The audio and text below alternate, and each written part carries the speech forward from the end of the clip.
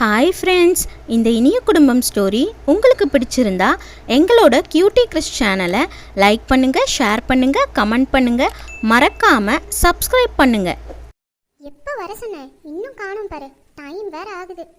Love பண்ணும் போதெல்லாம் இவனுங்க வந்து வெயிட் பண்ணிட்டு இருப்பானுங்க. லவ் ஓகே சொன்னால் நம்ம வந்து வெயிட் பண்ணணும். ச்சே, வெறுப்பா இருக்கு.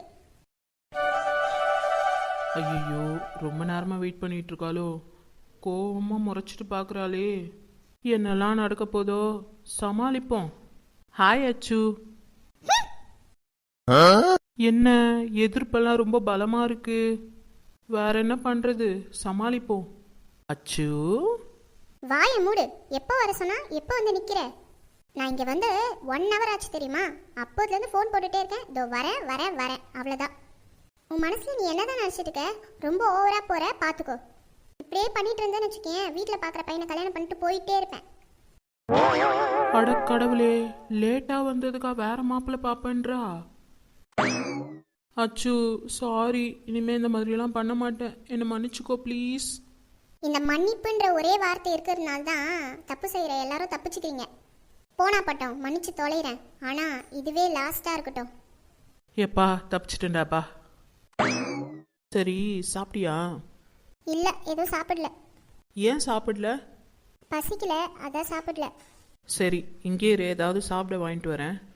எனக்கு எதுவும் வேணாம். ஏய், என் மேலே இருக்க கோவத்தில் சாப்பிடாமலாம் இருக்காத, இரு ஏதாவது வாங்கிட்டு வரேன். கோவம்லாம் ஒன்றும் இல்லை கிரிஷ், எனக்கு எதுவும் வேணாம். சரி ஓகே, என்ன விஷயம்னு சொல்லு. கிரிஷ், என்ன ஆச்சு? நேற்றுலேருந்து எங்கள் அரவிந்தன் நான் என்கிட்ட சரியாக பேசுகிறதே இல்லை. என்னாச்சுன்னு தெரியல. நைட்டு எல்லாரும் ஒன்றா தான் சாப்பிடுவோம் எப்பவுமே. நான் வரதுக்குள்ளேயே அவங்க எல்லாம் சாப்பிட்டு முடிச்சிட்டாங்க. பசி எடுத்திருக்கோம், எல்லாம் சாப்பிட்டு முடிச்சிருப்பாங்க. அப்படின்னா இல்லை, நான் எவ்வளோ லேட்டாக போனாலும் அரவிந்தண்ணா எனக்காக வெயிட் பண்ணுவாங்க. ஆனால் நேற்று அவங்க என்கிட்ட நடந்துக்கிட்ட விதமே சரியில்லை. என்கிட்ட சரியாக பேசலை, ஒன்றா சாப்பிட வரல. நான் என்ன பண்ணுறேன் ஏது பண்ணுறேன்னு கூட எதுவுமே கேட்கவே இல்லை. எனக்கு ரொம்ப வருத்தமாக இருக்குது கிரிஷ். அதெல்லாம் ஒன்றும் இல்லை அச்சு, ஏதாவது ஒர்க் டென்ஷனாக இருந்திருப்பாங்க. இதுக்கெல்லாம் போய் ஃபீல் பண்ணுவியா? விடு. உனக்கு வேணா இது சின்ன விஷயமா இருக்கலாம், எனக்கு ரொம்ப பெரிய விஷயமா தெரியுது. இது வரைக்கும் அரவிந்தன் நான் என்கிட்ட பேசாமல் இருந்ததே இல்லை. ஃபர்ஸ்ட் டைம் இப்படி இருக்காங்களா, எனக்கே மனசுக்கு ரொம்ப கஷ்டமாக இருக்குது கிரிஷ். அதெல்லாம் ஒன்றும் இருக்காது அச்சு, நீ ஏதாவது நினச்சி குழம்பிக்காதண்ணா. ஃப்ரீயாக விடு, நாளைக்கு அவங்களே வந்து பேசுவாங்க பாரு. என்னாச்சு என்னாச்சு, ஏன் இப்படி ஷாக்காக நிற்கிற? அது வேற ஒன்றும் இல்லை, என்னை பார்த்தாலே அதான். எவன்டா அது? சூ, இது உங்கள் அண்ணன் தானே? ஆமாம் கிரிஷ். ஐயோ, போச்சு போ. ஆமாம், இவருக்கு எப்படி தெரியும் நம்ம விஷயம்? அதான் எனக்கும் புரியல கிரிஷ். ஏய், இவன் நம்ம ஆளோட அண்ணன் தானே. இவனையும் அச்சு லவ் பண்றா. நேத்து இவனை பின்னாடி பக்கத்துல இருந்து பார்க்கவோ தெரியல, இப்பதான் கிட்ட ஃபேஸ் பார்க்குறேன். அச்சோ, இப்போ என்ன பண்றதுன்னு தெரியலையே. நம்ம அச்சுவை மட்டும் கூட்டிட்டு போலாம், மீதியெல்லாம் அப்புறம் பார்த்துக்கலாம். அச்சு, வீட்டுக்கு வா.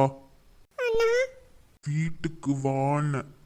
ஏங்க ஒரு நிமிஷம், தயவு செஞ்சு அச்சுவெல்லாம் எதுவும் சொல்லாதீங்க. தப்புலாம் என் மேலே தான்.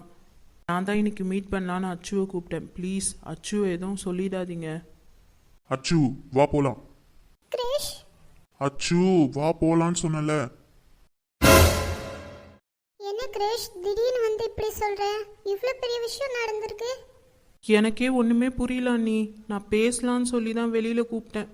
நாங்கள் ரெகுலராக எப்பவுமே மீட் பண்ணுற மாதிரி தான் மீட் பண்ண போனோம்.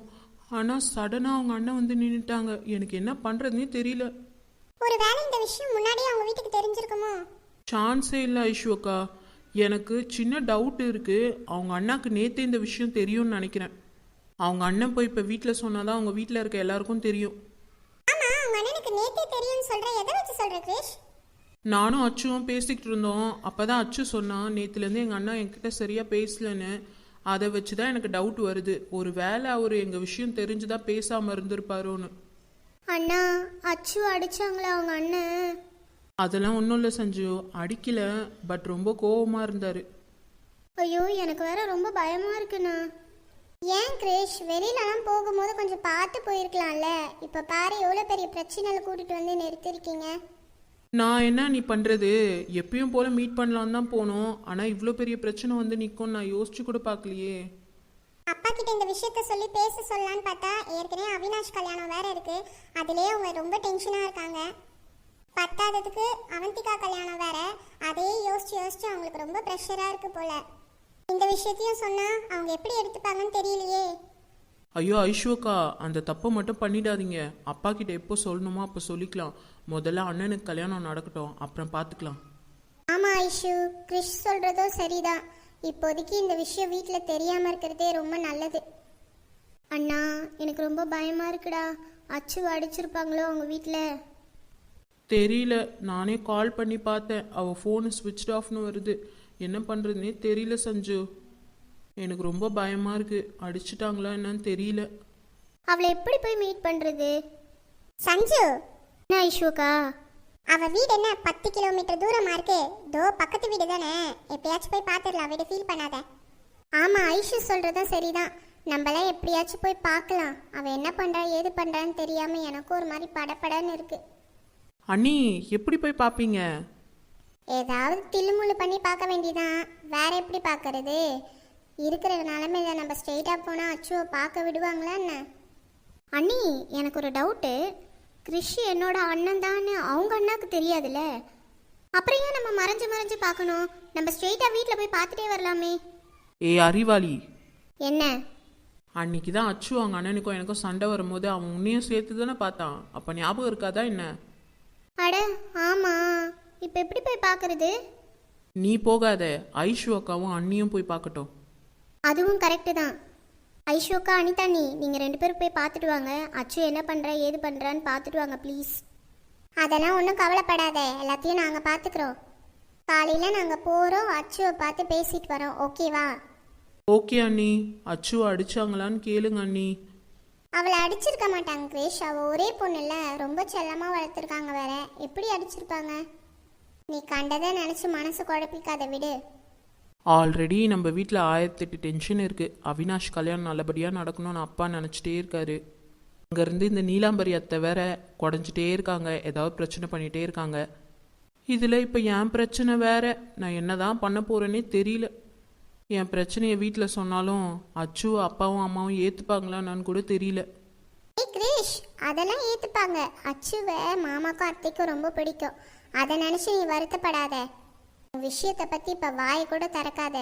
தயவு செஞ்சு இந்த கல்யாணம் முடியட்டும், அப்போ ஸ்டார்ட் பண்ணிக்கோ. எல்லாரும் கண்டிப்பாக ஒத்துப்பாங்க, எந்த பிரச்சனையும் இருக்காது. ஃபஸ்ட்டு இந்த அவந்திகா வீட்டை விட்டு விரட்டுவோம். அப்போ தான் அச்சு இங்கே வந்தால் நிம்மதியாக வாழ முடியும். இவளை வச்சுட்டு அச்சுவை கல்யாணம் பண்ணேன்னு வச்சுக்கோ, உன் லைஃபே போச்சு. ஆமாம் ஆமாம், நீங்கள் சொல்கிறது கரெக்டு தான் அண்ணி. முதல்ல அவளை கல்யாணம் பண்ணி விரட்டி விடணும், அப்புறம் பார்த்துக்கலாம் எல்லாம். சரி வாங்க, எல்லாரும் சாப்பிட்டு படுக்கலாம். காலையில் நாங்கள் போய் அச்சுவை பார்த்துட்டு வரோம். சரிங்க அண்ணி.